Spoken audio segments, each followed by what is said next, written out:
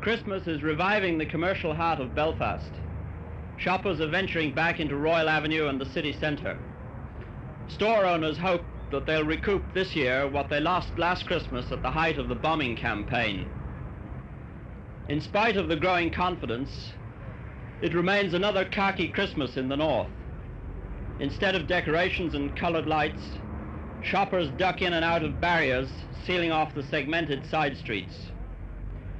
Dad is having a hard time keeping the presents for next Monday secret from the kids. The British Army and the RUC are insisting on knowing what's what in those bulging carrier bags. Shopkeepers and shoppers alike suffer the multiple checks and searches because they believe it is the gates, railings, guns and other security paraphernalia that is making it possible to shop at all. Buyers, according to one store owner, are concentrating on durable presents rather than fashionable ephemera.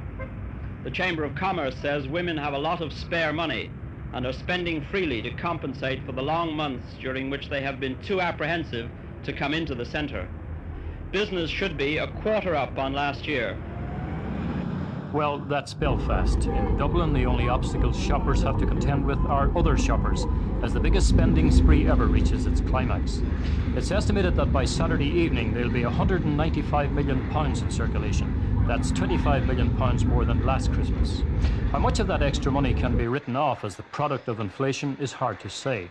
There's no doubt prices are up on last year. But this obviously isn't deterring shoppers who are thronging the big stores in greater numbers every day. Store managers say it's the best Christmas they've ever had, and they reckon that with one more payday between now and the weekend, there are still some big spending days ahead. At one big store, for instance, they estimate that business so far is up 10% over last Christmas, and they say this figure could rise to 15% by close down on Saturday. Other big shops are loath to put a figure on their sales, but they've described business as excellent. And what's the money being spent on? Well, obviously Christmas gifts are high on everybody's list. The things the shoppers are going for include practical items such as decorative gifts for the home, electrical goods, other hardware goods and clothes. The toy departments are also doing big business, and the trend is towards educational toys, though there's still a big demand for the more traditional ones. It's obvious that the Dublin bomb blasts haven't had any long-term effect on city shopping. Store managers told me that for a few days after the blasts, trade was slower, but it picked up again very quickly.